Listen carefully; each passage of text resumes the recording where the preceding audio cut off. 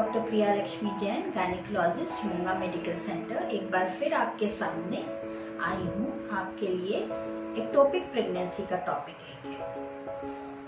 Normal pregnancy वो होती है जब प्रेगनेंसी नॉर्मल यूट्रस में होती है, एंड जब प्रेगनेंसी यूट्रस के बाहर होती है तब उसे हम एक्टोपिक प्रेगनेंसी कहते हैं। नॉर्मली जो एग फर्टिलाइज होता है उसके लिए uterus is the best place जहां वो ग्रो होता है।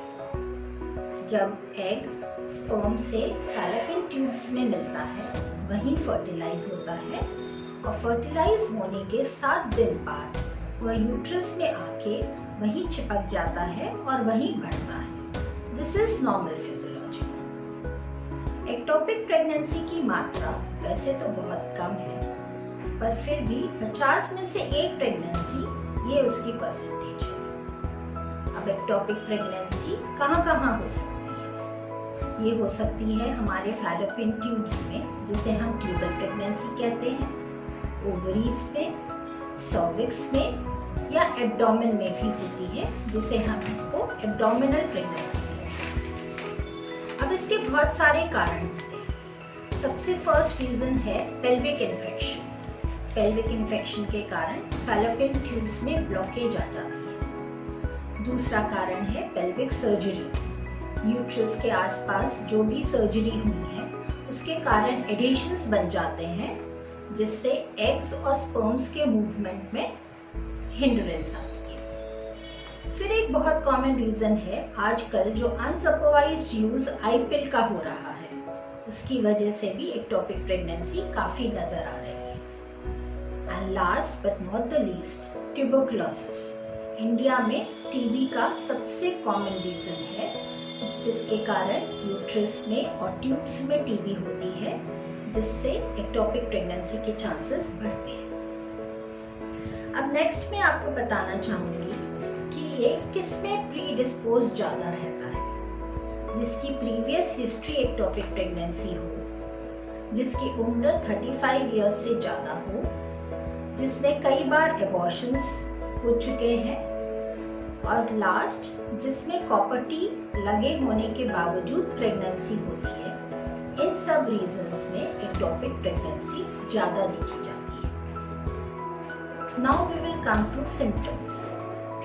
एक्टोपिक प्रेगनेंसी के सिम्टम्स जैसे नॉर्मल प्रेगनेंसी के हैं सिम्टम्स वो सारे होते हैं, और साथ ही में अगर बहुत तेज पेट में दर्द हो, लो बीपी की शिकायत, या बहुत ज़्यादा चक्कर आना, बहुत ज़्यादा कमज़ोरी महसूस होना, वजाइना से कम या ज़्यादा ब्लीडिंग होना, ये सब इसके सिम्टम्स हैं। इन्वेस्टिगेशंस ऑफ एक्टोपिक प्रेगनेंसी, जब हम सिम्टम्स देखते हैं उसी से ही डायग्नोस हो जाता है।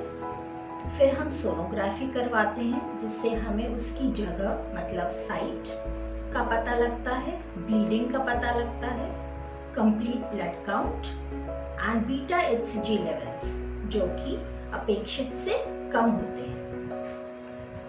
अब हमें एक्टोपिक प्रेगनेंसी में ज्यादा ध्यान क्यों देना चाहिए? क्योंकि ये it is a risk to life, इसमें जान को खतरा होता है।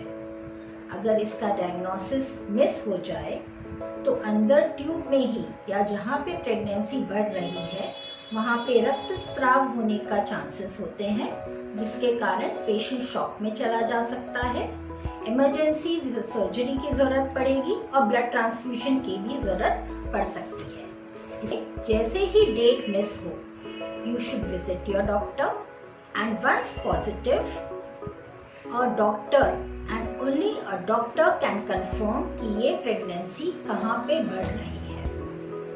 इसलिए गर्भधारणा के बाद चाहे तुम्हें रखना हो या एबॉर्शन करवाना हो, आप अवश्य डॉक्टर से मिलें। अब इसका मैनेजमेंट, लकीली एक्टोपिक प्रेगनेंसी अगर जल्द ही डायग्नोस हो जाए तो एक simple medical treatment with injections भी होता है, और अगर सर्जरी भी इन टाइम हो जाए तो आप सारे कॉम्प्लिकेशंस जैसे शॉक, ब्लड ट्रांसफ्यूजन, ये सब भी कम हो जाते हैं। आजकल तो लैप्रोस्कोपिकली भी हम उस साइड की ट्यूब निकाल सकते हैं। अब मेरा टेक होम मैसेज आपके लिए यही है कि अगर आपको टीबी है तो इसे छुपाएं नहीं, खुलकर बताएं। इसका प्रॉपर 6 to 9 मंथ्स का ट्रीटमेंट लें। और दूसरा कि अगर आपको प्रेगनेंसी नहीं चाहिए तो डॉक्टर से कंसल्ट करके प्रॉपर कॉन्ट्रासेप्शन एडवाइस लीजिए, because IVF is not a contraception, it is an emergency contraception. Thank you and take care.